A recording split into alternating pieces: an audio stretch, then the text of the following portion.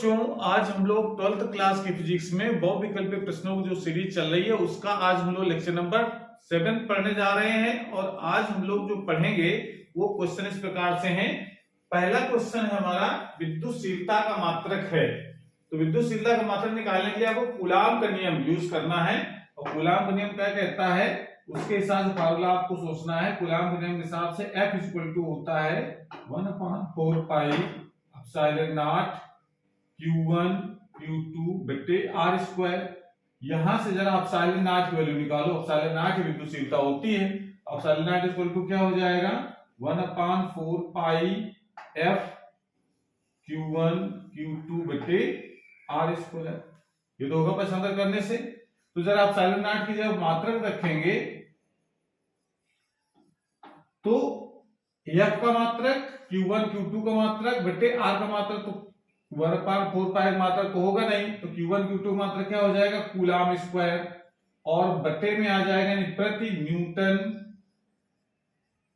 और metre square.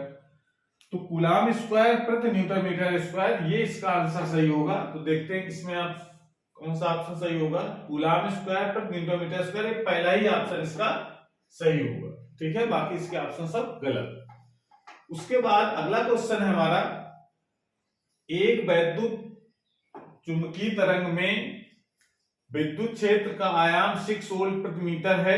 चुंबकीय क्षेत्र का आयाम होगा, यानी विद्युत क्षेत्र का आयाम दे रखा, चुंबकीय क्षेत्र का आयाम पूछ रहा है। तो इस तरीके क्वेश्चन करने के लिए एक ही फार्मूला आपको याद रखना है, और वो है C इक्वल टू होता है E/B, जहां E विद्युत क्षेत्र, B चुंबकीय क्षेत्र और C है निर्वात प्रकाश की चाल।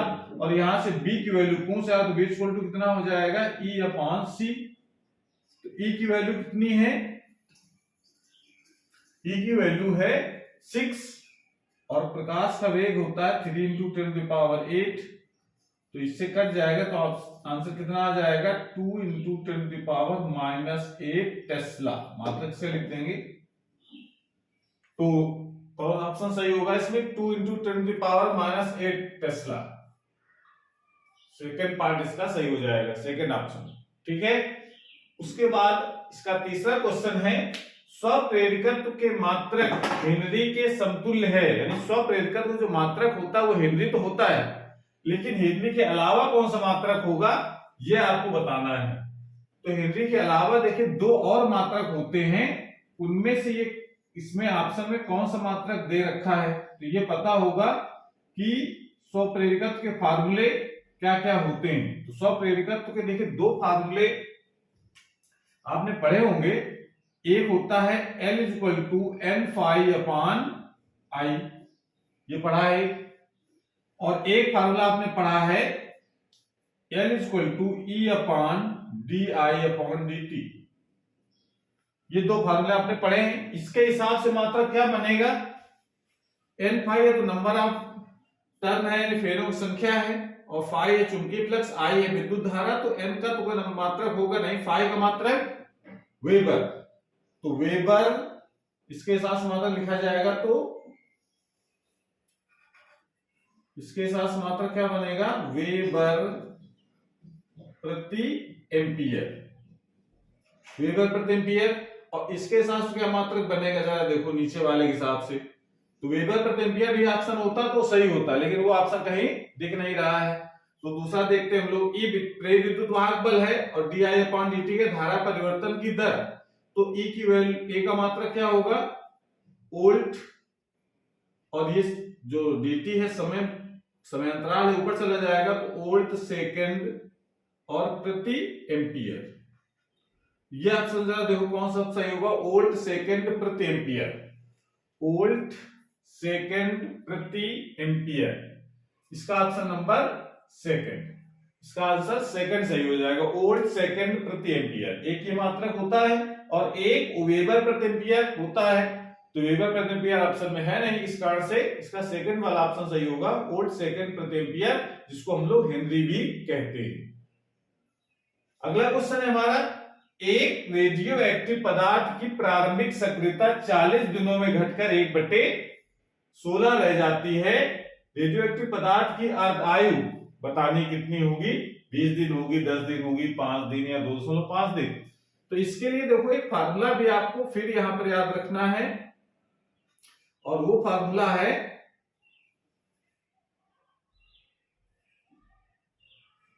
R is equal to R0 1/2 की पावर n। ये आपने पढ़ रखा होगा। R0 होती प्रारंभिक सक्रियता, R होती है n अर्धाइयों के बाद कितनी सक्रियता बची, और n है अर्धाइयों की संख्या। तो इस क्वेश्चन साथ करा कि जो मान लेते हैं हमने 40 दिनों में n अर्धायु हो गए, तो उसकी सक्रियता कितनी बची, वो कराए प्रारंभिक सक्रियता की, यानी R0/16 हो जाएगा। प्रारंभिक सक्रियता की 1/16 गुना होती है, ठीक है ना, रह जाती है, और ये तो R0 हो जाएगा, और 1/2 की पावर n, तो ये R0 से R0 कैंसिल हो गया। इसको 1/16 बचा है, 16 को लेकर लिख सकते हैं हम लोग 2 की घात 4, 2 दूनी 4, दूनी 8, दूनी 16 हो जाएगा इतना, और इसको लिख सकते हैं 1/2 की पावर n।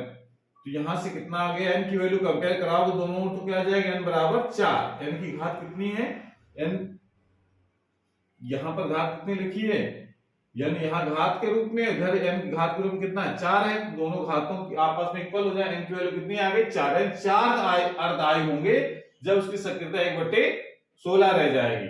तो 40 दिन में 4 अर्धायु होंगे, तो अर्धायु का मान कितना होगा, तो इसके फार्मूला को ध्यान रखना है, दिनों की संख्या into n is equal to n into अर्धायु।